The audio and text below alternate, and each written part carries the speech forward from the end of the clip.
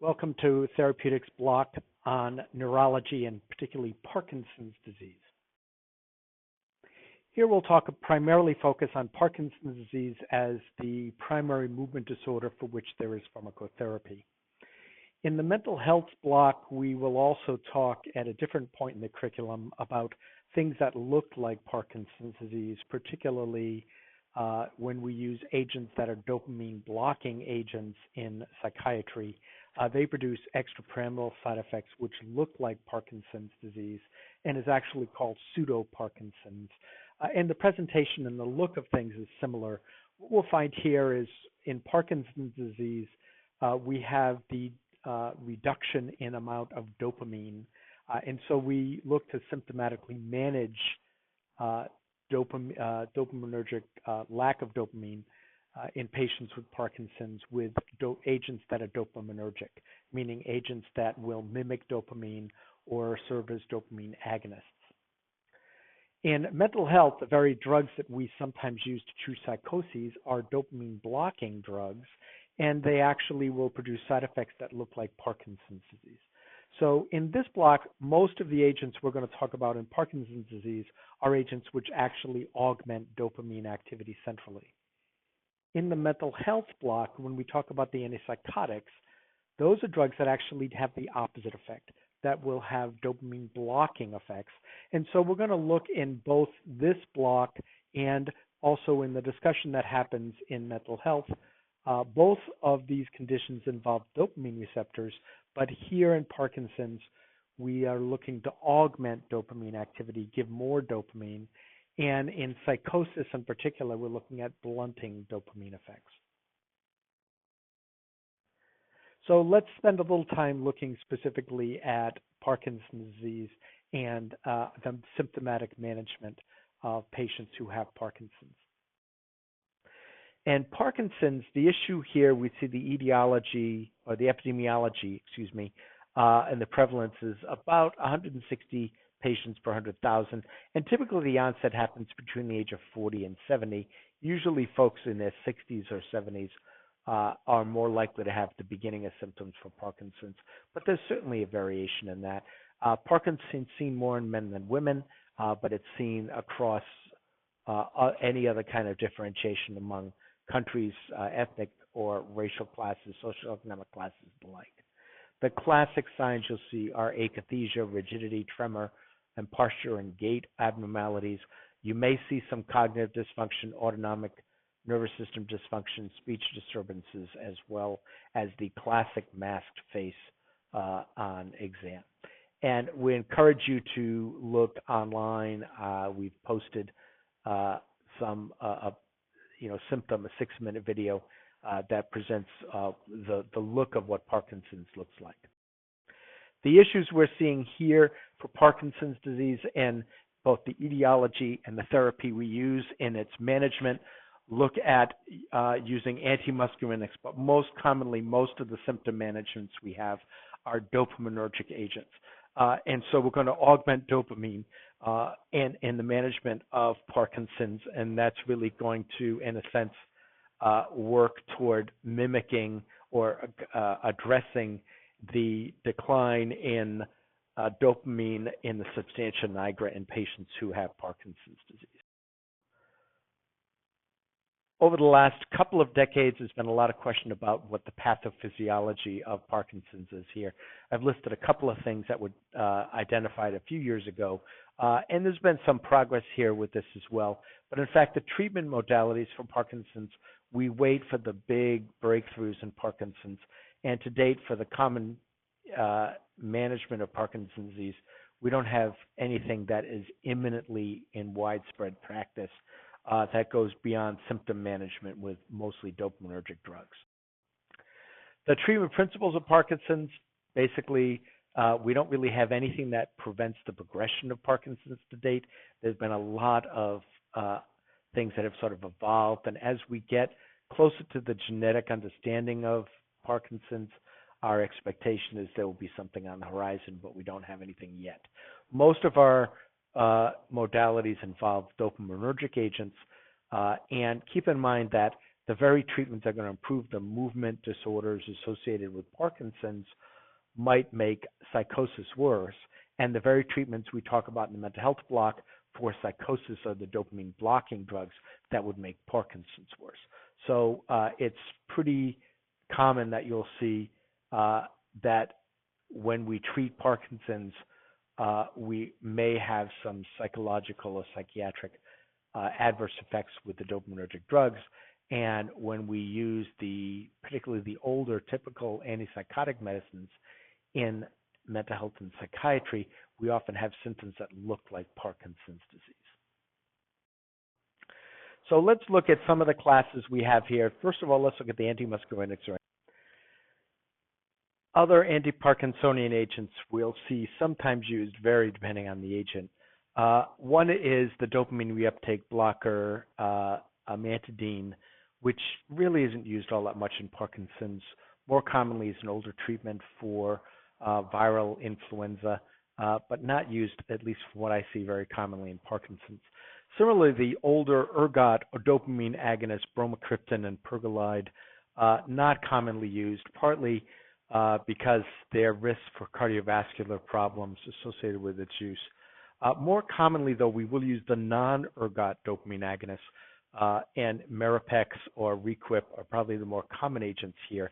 They're generally better tolerated than the ergot dopamine agonists, and they're often used in addition to Sinemet or carbidopa-levodopa.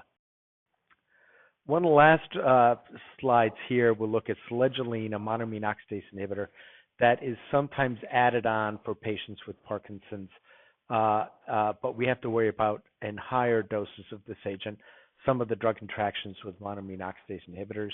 What is added often pretty commonly is catechol-O-methylamine transferase inhibitor or COMT inhibitor, and either entocapone or Comtan or brand name Tamsar, talcopone, is added to therapy with with carbidopa-levodopa.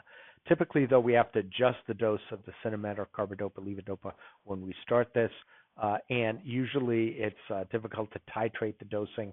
Usually it's done with the guidance of a neurologist on board as we sort of titrate the doses for anti-Parkinsonian agents. And suffice to say that for all of the anti-Parkinsonian agents, except for maybe the use of the non-ergot alkaloid dopamine agonists, which might be used in low doses for restless leg syndrome. Short of that, in the management of Parkinson's, it's almost always the neurologist who's coordinating or initiating the anti-Parkinsonian therapies.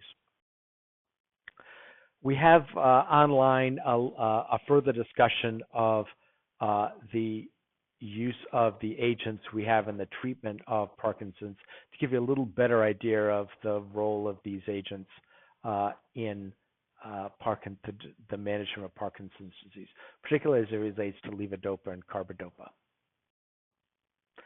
So let's talk about levodopa as a management for Parkinson's. They clearly are associated with improved symptom management for patients. They have benefit in bradykinesia, rigidity, a little less effect on tremor or postural instability, and we'll add carbidopa. And the reason is that the carbidopa really prevents the peripheral conversion of levodopa to dopamine. The levodopa crosses the blood-brain barrier and then is converted to dopamine in the brain.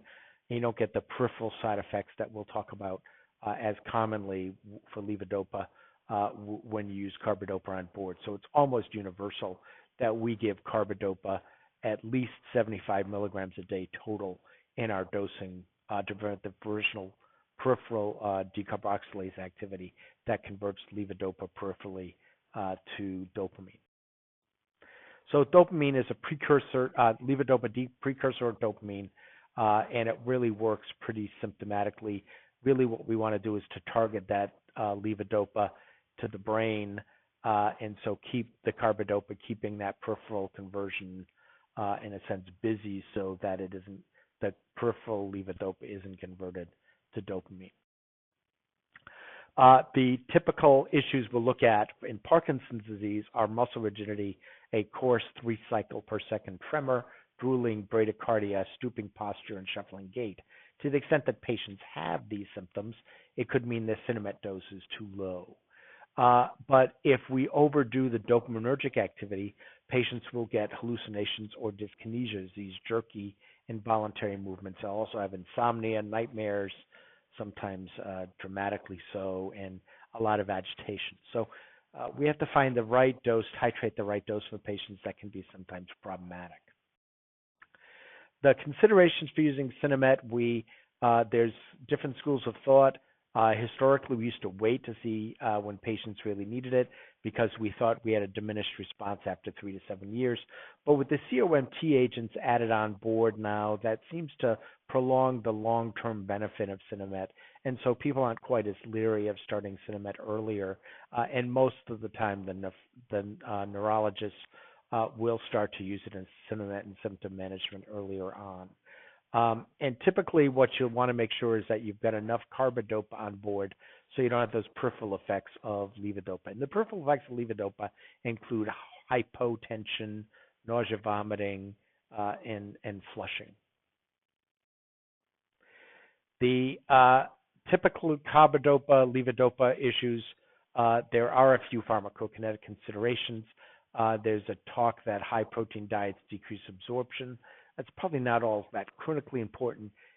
Basically, whatever a person's diet is, they should continue it, and then we'll titrate the Sinemet dose around that. We often will use a combination of long-acting levodopa carbidopa and short-acting levodopa carbidopa, or frequent dosing of short-acting levodopa carbidopa. Although when the patient first gets up in the morning, if they have a lot of early morning getting out of bed stiffness, which is hard, particularly getting up for the first hour or two for someone with Parkinson's is sometimes difficult, we may look at a small dose of immediate release while they're still in bed or just getting up in the morning, so that it'll start to kick in when they get up a little bit later.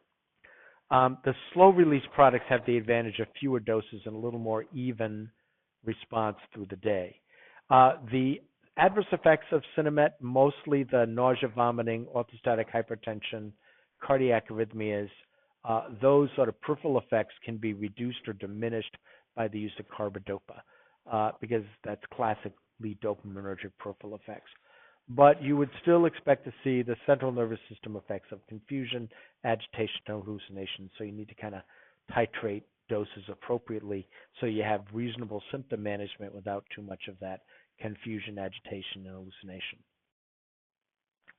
The long-term effects with carbidopa and levodopa combinations is you have either a wearing off or an on-off phenomenon with involuntary movements and dyskinesias as well. And so what you may see is that sometimes near the end of the dosing interval before the next dose, symptoms of Parkinson's get worse. We have a graphic in a little that kind of displays that. And that might mean titrating smaller, more frequent doses of Sinemet. Sometimes, though, we will look at adding one of the other augmenting agents, and tocopone is probably the one I see used most often, or ropinirole could be used as well. And that's often done in conjunction with what the neurologist would be doing. So you may be working with a neurologist on titrating these, or your role might be to identify there's some issues and changes and recommend follow-up with the neurologist. The initiation of therapy, typically we're going to start with carbidopa, levodopa.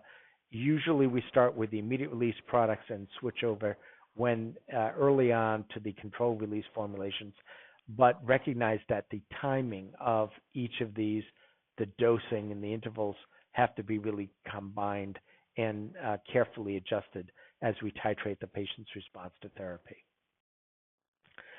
The direct dopaminergic agonists for Parkinson's, we typically in this day are going to go with the non-ergot related products, and so bromocriptine, the older ergot-derived product, not really used much anymore, but the non-ergot agents are used much more frequently. And the adverse effects for all of these drugs includes the same dopaminergic things we saw with Sinemet, postural hypertension, hallucinations, sometimes compulsive behavior, hypersexuality. Sometimes also we'll see nightmares for patients.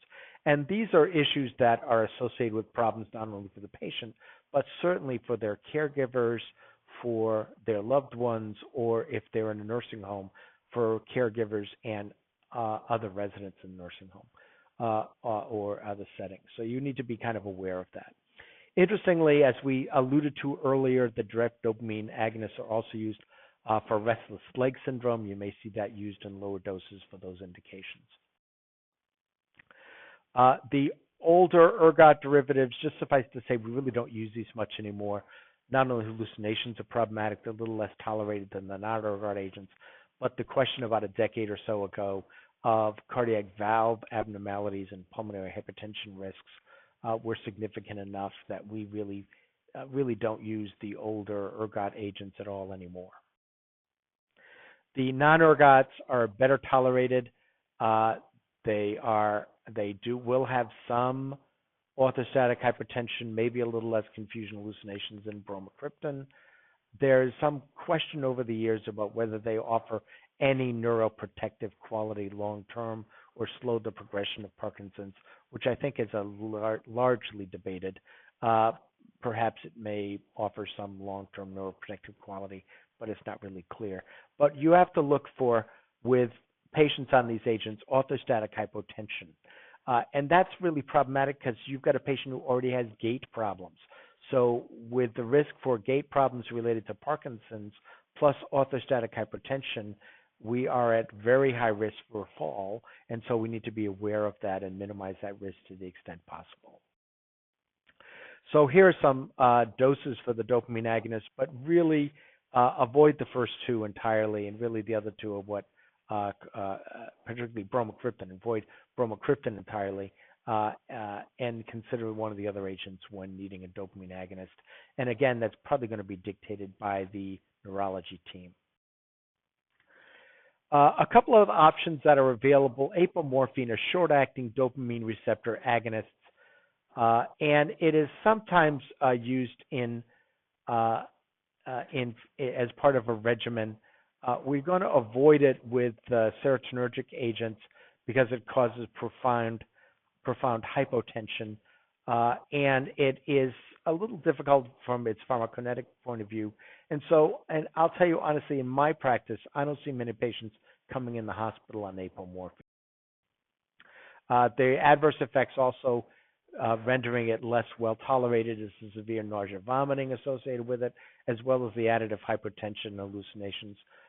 So apomorphine is a niche agent that a neurologist may pull out when they've tried almost everything else. There's some issues for dosing of apomorphine as well. Pretty commonly in practice, though, you will see a catechol-O-methyltransferase inhibitor added on to a patient who's on Sinemet or carbidopa-levodopa already. These agents really work, among other things, to prevent the breakdown of dopamine and leave more levodopa available to cross the blood-brain barrier. And so as such, they really enhance the efficacy of carbidopa-levodopa. Typically, when we start these agents, we need to reduce the dose of the carbidopa-levodopa. And again, as we noted with all these agents, that management is probably going to be done primarily through the neurology team. Entocapone, as probably the more common agent, at least that I've seen, used in conjunction with carbidopa-levodopa, allows for a lower dose of levodopa to be used and a more even effect throughout the day.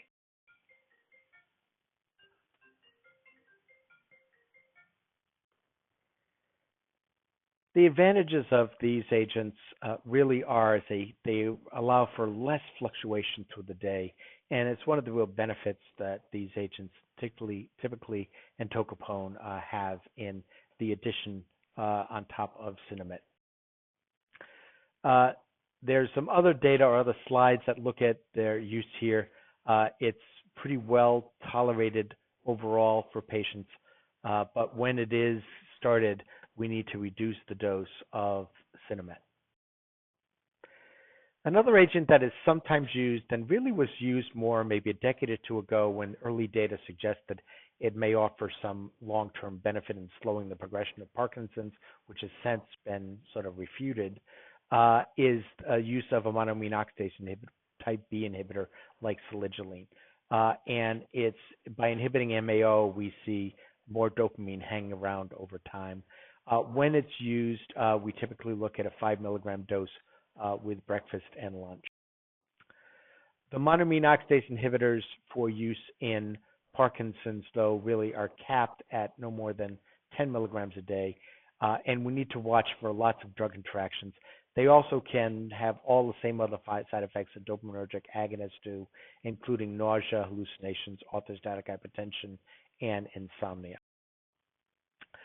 Another monoamine oxidase inhibitor, in addition to selegiline, is a related drug, Aziltec, which is really, to my knowledge, probably not much different than using selegiline. The anticholinergics or antimuscarinics, their role is really limited in Parkinson's. They're really more limited to the use when tremors are problematic and not managed from the other modalities. We also worry for all of the other adverse effects like dry mouth, urinary retention, dry eyes, constipation, and confusion. Similarly, amantadine probably doesn't offer that much benefit either, and so it's pretty uncommon in clinical practice for patients with Parkinson's we see these agents used.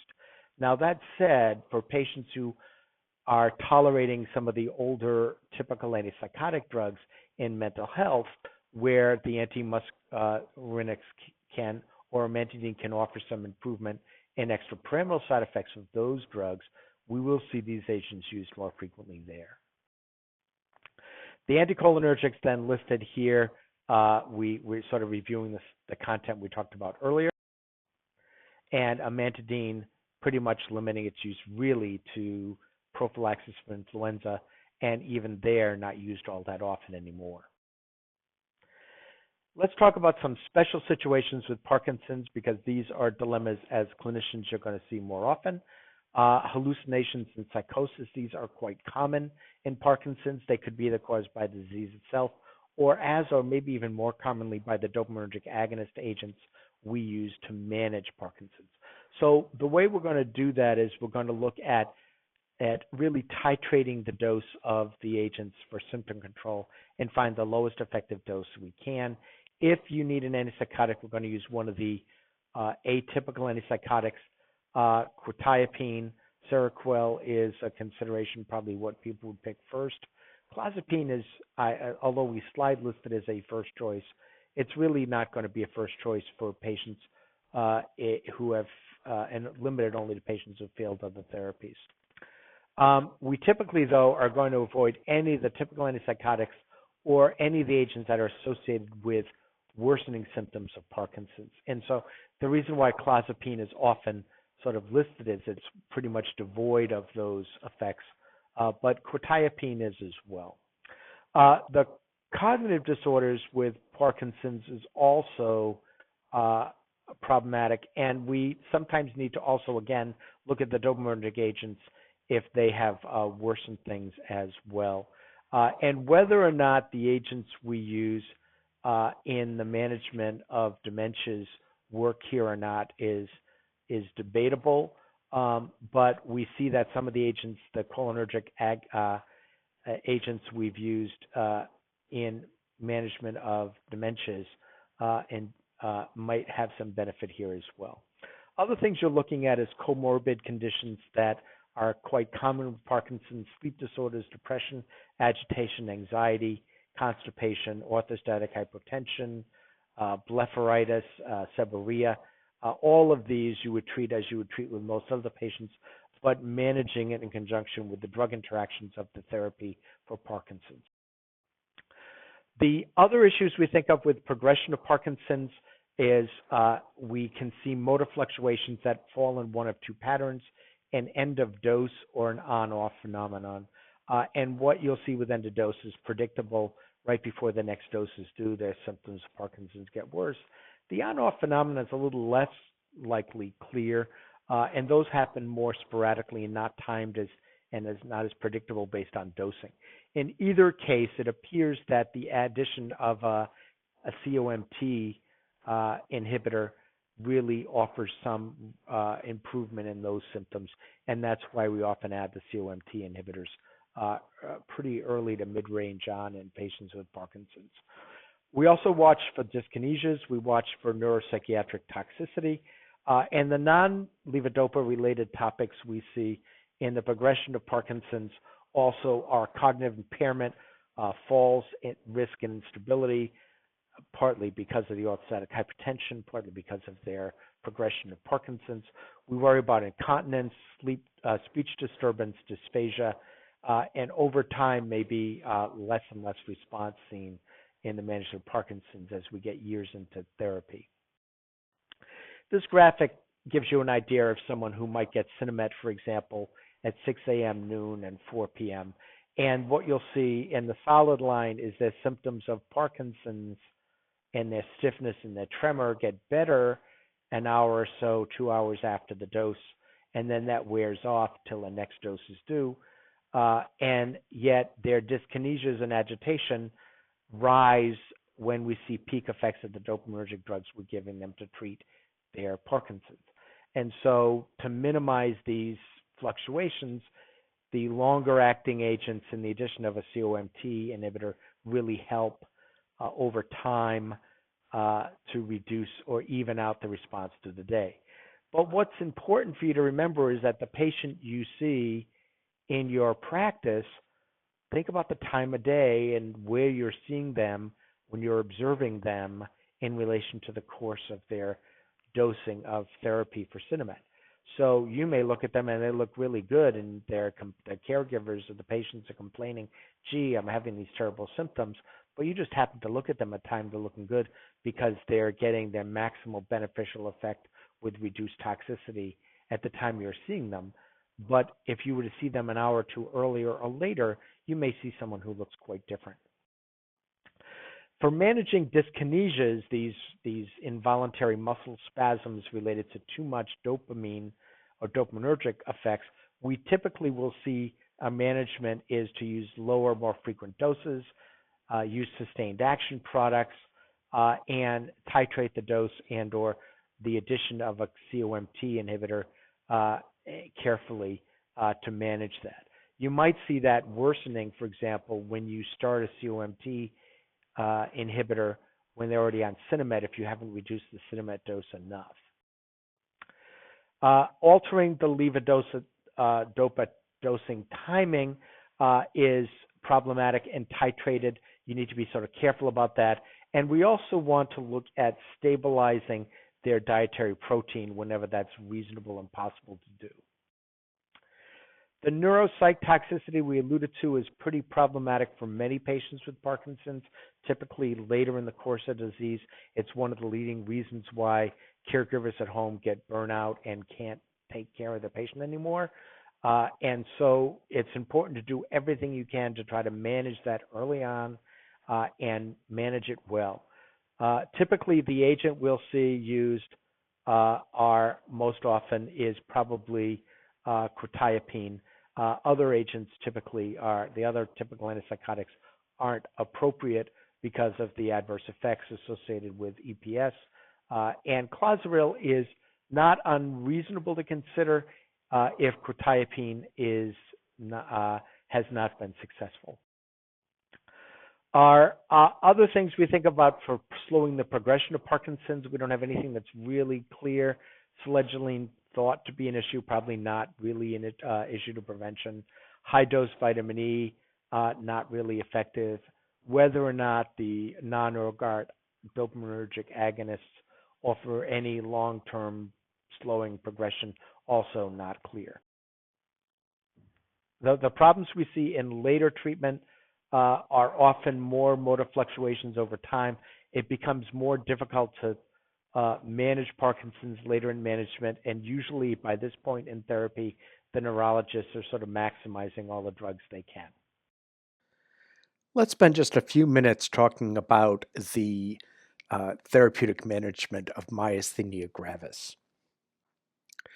There is a recent review of the current treatments for myasthenia gravis, which we will put online for you to review as well. I think that's helpful. It's a somewhat busy graphic, but here's how I think it might be helpful to look at how we approach the therapeutic options here.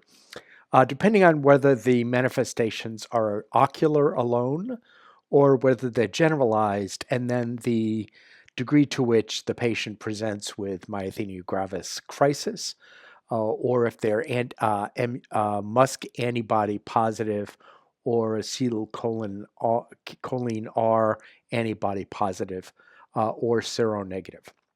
What you'll notice on the left-hand side of the generalized reactions are starting with often prednisone and or IVIG therapies, and then using maybe some of the other targeted therapies like rituximab or tacrolimus or azathioprine that are used in autoimmune conditions.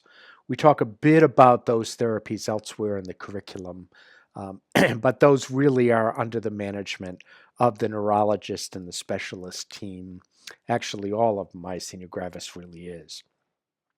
If you look at the remaining options here for both generalized and ocular, the first line therapies pretty much across the board are protastigmine that's been around for a long time. So we'll talk about protastigmine briefly in just a minute.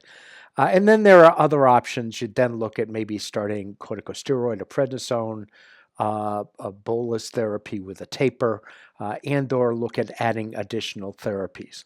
One of the additional therapies that's considered sort of new to this is we'll talk about in a minute as well on the next couple of slides. So let's talk first about protastigmine or Mestinon. This has been around for years and years and years. It is an oral, also available parenterally, cholinesterase inhibitor. So if you remember way back in the autonomic nervous system, acetylcholinesterase is involved in the breakdown of acetylcholine in the neuromuscular cleft, and so a cholinesterase inhibitor would increase the amount of acetylcholine at the neuromuscular junction, and therefore increase the strength of a neuromuscular contraction. The indications primarily are myasthenia gravis. It also could be used as reversal for neuromuscular blockers, and in the military, it is sometimes used as a pretreatment when there is a suspicion of soma nerve agent exposure for individuals in a war setting. The doses of myasthenia gravis are really difficult and must be titrated quite carefully. And the doses started anywhere from 60 milligrams a day all the way up to 1,500 milligrams a day in divided doses. There are immediate release formulations, liquid forms, as well as long-acting forms. But the difficulty is that you've got to find the sweet spot that is going to improve neuromuscular contractions, and a little too little or a little too much of protastigmine actually can result in what looks like clinical failure. And so titrating it is a difficult ordeal, usually managed by the neurologist. And if you inherit a patient who is on protastigmine, what you want to try to do is to find out very clearly what their dosage has been, what their dosage ideally is, and if there's going to be any changes made, they're made subtly and slowly, either up or down, unless they're presenting with significant adverse effects. As you'd expect, a cholinesterase inhibitor would produce, as adverse effects, cholinergic overstimulation or overdrive, which you may remember the acronym SLUDGE, which is increased salivation, lacrimation, urination, defecation, GI distress, and emesis. And so, as you can well imagine, those are all of the symptom or toxidrome you would be looking for if you overshot protastigmine. The contraindications, somewhere between relative and absolute, are related to the cholinergic overdrive primarily. Those include asthma, COPD. Those include bradycardia or cardiac arrhythmias. That includes glaucoma. That includes perhaps hypertension. So we're careful about protastigmine in those settings, which are quite common to see as comorbid states, maybe for someone. And then there are interactions with lots of other medicines, but particularly the protastigmine is sort of fighting against anything that's on board that's antimuscarinic, like tricyclic antidepressants like antihistamines, uh, like atropine like drugs. And then patients who are on corticosteroids long term, you could see an increase in muscle weakness over time. That's going to be unusual, and that seems to be almost counterintuitive because corticosteroids may be one of the treatment options for myasthenia gravis as well. So you want to be careful about how that is configured, and that's usually done with the presence of the neurologist. A newer modality that comes pretty far down the line is actually not a first line therapy at all, is Vyvgart. And this is a neonatal FC receptor blocker that ultimately ends up in improving recycling of IgG and reducing antibodies, acetylcholine receptor antibodies that are seen in patients with myasthenia gravis. The risk for this therapy includes a somewhat of an increased risk for infections and headache. It's dosed as as an IV infusion, given over an hour weekly for 4 weeks, and then every 3 months thereafter. That 4 week cycle, once a week infusion, is also considered. This is a fairly new modality. I personally don't have any experience with this agent, but it would really be under the purview of the neurologist, and it's really not considered per the guidelines we've just referred to as a first line regimen. Finally, the other movement disorders I think that we think of in therapeutics, we covered a bit in behavioral health. We won't repeat here. Those include tardive dyskinesia and extrapyramidal side effects, usually associated with short and or long-term blockade of dopamine receptors used particularly with the antipsychotics. Okay, there are a few drugs here we're looking you to have some expertise in looking at.